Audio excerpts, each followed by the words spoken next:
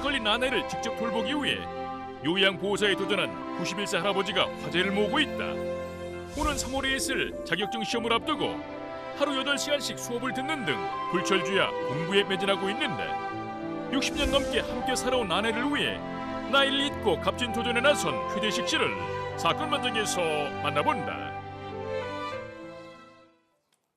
가슴 따뜻하고 훈훈한 사연 속의 주인공을 만나는 시간입니다. 함께 사는 세상. 오늘의 주인공은 치매에 걸린 아내를 위해서요. 아름다운 도전에 나선 최대식 할아버님을 만나보겠습니다. 고령의 나이인데 지금 시험에 한참 준비 중이라고 해요. 예, 이 최대식 홍의 나이가 91살입니다.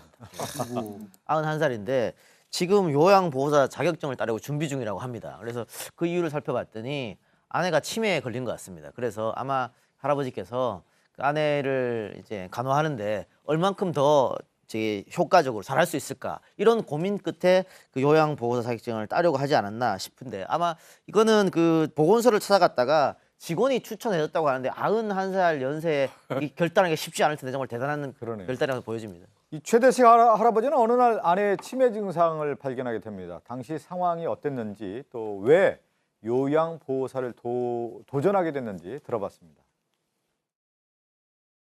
집에 할머니가 한 6개월 전부터 치매가 오기 시작하더라고. 그 치매 오는 건 뭐 통장을 갖다 자기가 본인이 다 관리하고 있었는데 다시 날 보고 통장 집어갔다고 훔쳐갔다고 그런다고. 그 나중에 보니까 엉뚱한 데가 자기가 감춰놨어. 나중에 내가 이제 찾아보니까 결국 그게 집안원을 구속해서 나오더라고. 그래서 이제 그때부터 치매의 초기다 하는 걸 알고 그럼 6개월 전부터 약을 처방받아서 갖다 먹고 있거든.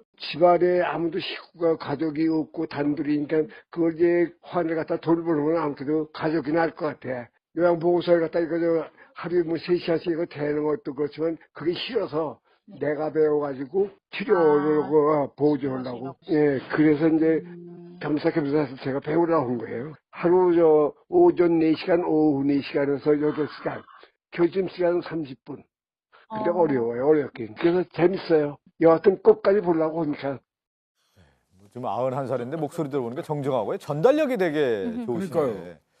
평소에 이제 아내가 하지 않던 행동을 보이면서 요양보호사를 그렇죠. 결심하게 됐군요. 6개월 전에 이제 알게 됐습니다. 통장을 분실했다고 그러고 없다고 그러고 알고 보니까 본인이 뭐 숨겨두고 또 여러 가지 내과에 가서 좀 판정을 받아 보니까 오늘 날짜도 기억 못하고 뭐 이러니까 치매가 맞다라고 판정받아서 보건소에 이제 등록을 해야 된다고 해서 했는데 뭐 그 과정에서 내가 왜 해야 되겠다 생각이 드는 것 같아요. 뭐 저희도 지금 40살이지만 사법시험 칠 때 한 20년 정도 지나가지고 새로 뭐 공부하라 하면 무서워서 못합니다. 하나도 못하는데 이 최대식 할아버지 옹은 아마 그 아내를 위해서 엄청 어려운 공부죠. 90이 공부하기 어렵잖아요. 그럼에도 불구하고 본인이 이제 해야 되겠다 생각해서 공부를 한 것으로 보입니다. 꼭 얘기해야 될 건데요. 근데 아내가 치매 알았다는 거 알면 마음이 참 안 좋았을 것 같아요. 실제로 그렇다 그러더라고요. 이렇게 노령의 부부가 함께 살다가 지금 이분 같은 경우에도 지금 자식들 다 떠나고 단둘이 살고 있었거든요. 단둘이 살고 있을 때 같이 사는 동반자가 이게 치매가 왔을 때 많이들 숨어서 우신다고 해요. 그러니까 그렇겠죠. 많은 게 떠오르겠죠. 또 자기도 그럴 수 있는 것이고. 그래서 이분도 아마도 하루에 3시간씩 요양 전문가들이 와서 뭐 방문하고 이러는 것들도 있는데 단둘이 살다 보니까 남이 와서 그렇게 띄엄띄엄 방문하는 것도 싫고 어차피 둘이니까 내가 제대로 돌보면 어떨까라는 생각이 들었다는 말씀을 하시고요. 또 이제 비싼 요양보호사를 쓰는 것도 금전적으로 문제도 되고 그리고 91살이긴 한데 지금 목소리 들으셨지만 건강해 보이시잖아요. 실제로 본인이 아직도 시력도 굉장히 괜찮고 청력도 꽤 괜찮다. 나는 참 건강하다라는 생각이 드셔서 이왕이면 제대로 간병을 하려면 제대로 요양보호사의 전문적인 지식이 필요하다 싶어서 학원에 직접 등록을 하셨고요. 15만 원인가 또 내셨다고 합니다. 이게 전 그냥 무료로 배우는 건 줄 알았는데 그래서 이제 필요한 서류 다 갖고 가서 사실 아들보다도 어린 분들과 함께 지금 수업을 듣고 계십니다. 보니까 이제 부부 관계를 보니까 자식이 원래 없고 그냥 단둘이만 살고 있는 상태에서 아내가 이제 치매를 앓다 보니까 더욱더 이제 가슴이 좀 아팠을 것 같아요. 그러면서 이제 직접 나서게 된 건데 저 지금 설명한 것처럼 오전 4시간, 오후 4시간, 8시간 하루에 공부한다는 게 쉬운 일입니까? 아까 조금 전에 박준 변호사가 그러셨는데 전 못합니다. 저도 자신 없는데 지금 이 최대식 할아버지 같은 경우에 3월에 이 자격증 시험이 있어요. 그래서 지금 굉장히 열심히 하시는 건데요. 지금 말씀하셨던 것처럼 일단은 오전에 4시간, 그다음에 점심 먹고 오후에 4시간, 총 수업을 8시간을 들어야 되는 거예요. 거기다가 이제 3월에 시험이니까 또 더 열심히 하시는 것 같고 실제로 이 노인 그 요양보호사가 되려면 그 관련 수업을 240시간 이수를 해야 됩니다. 교육과정을. 그것만 해도 지금 시험 여부를 떠나서 그것만 해도 어마어마한 것 같은데, 근데 이제 지금 이제 91살이나 되셨으니까 뭐 아무리 지금 건강하다고 하시지만 체력적으로 힘드시잖아요. 저렇게 오래 앉아 있는 거 사실 지금 저희도 힘들 거예요. 저희 4시간씩 앉아가지고 뭐 30분 밥 먹고 또 하려면. 그러다 보니까 체력적으로 굉장히 힘들고 무릎이나 종아리나 이런 데서도 막 사실 발등도 퉁퉁 붓고 했다는데, 그냥 뜨거운 물에 찜질 한번 하면 또 괜찮더라 하면서 저렇게 열심히 공부를 하시네요. 지금 얘기 들어본 것처럼 이제 몸은 엄청 힘들 것 같아요. 91살에 저렇게 이제 수업을 듣는다는 게. 그래도 이제 하기를 잘했다 이렇게 소감을 밝히셨다고 합니다. 아마 이 자격증 그 수업을 듣는 사람들이 거의가 한 30대에서 40대인가 봐요. 네. 거기에 91세 할아버님이 가서 앉아 계시면 어떤 면에서 보면 아들은 아니고 손주뻘이죠. 손주뻘들하고 같이 앉아서 오전 4시간, 오후 4시간을 듣는다는 건데 이거 거의 고3 수준 아닌가요? 그러네요. 예, 굉장히 힘드실 텐데 그래도 하여튼 뭐 시작하기 잘했다 나는. 예, 예. 그리고 3월 30일 날이 시험이래요. 얼마 안 남았네요. 예, 얼마 안 남았습니다. 그때까지 하여튼 끝까지 나 한번 해보겠다. 그리고 젊은 사람들이 주변에 있으면서 나를 상당히 배려를 해줘서 재밌다 수업이 이렇게 얘기하시니까 아니 좀 합격했으면 좋겠어요. 아니 그러면 그 저는 이제 91살이라고 하니까 만약에 3월 시험에 이제 합격을 하면 최고령 합격자가 되는 건가요?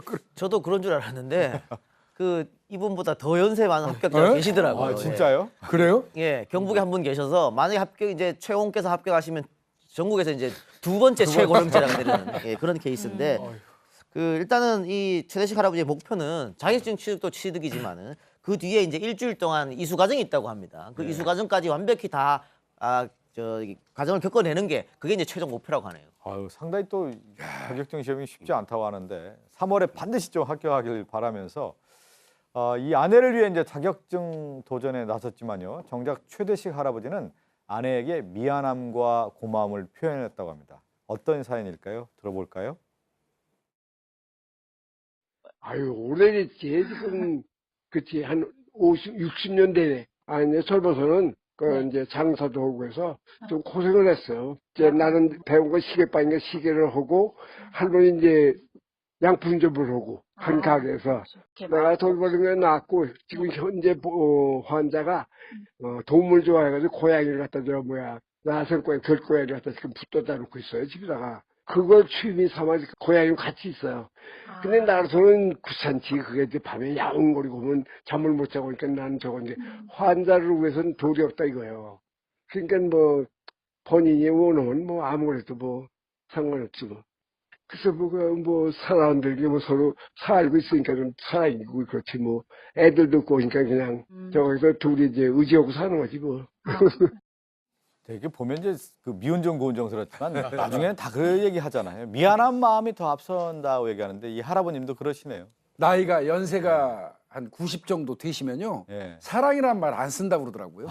그냥 사랑 그 자체를 넘어서 그냥 예. 가치 있는 사랑 그냥 믿음 그냥 그 뭐 그렇게 얘기한다고 그러더라고요. 할아버지도 그러신 것 같은데 이 할아버지가 젊었을 때는 그 시계빵 그 시계 기술을 좀 어깨너머로 배우셨다고 그래요. 예. 그러다가 이제 조금 젊은 시절에는 어떤 제약사에 들어가 가지고 운전기사 겸 비서로 일을 하면서 그 회사에서 할머니를 만났나 봐요. 예, 그러니까 연세가 91세인데 그때도 연애하셨나 봐요. 그래서 할머니를 만나셔가지고 결혼을 해서 서울에서 지방으로 이동을 하셨는데 저기 아마 충남 예산일 겁니다. 예, 예. 이동을 하셔가지고 할아버지는 이제 그 시계방을 운영하시고요. 할머니는 이제 양품점을 하셨나 봐요.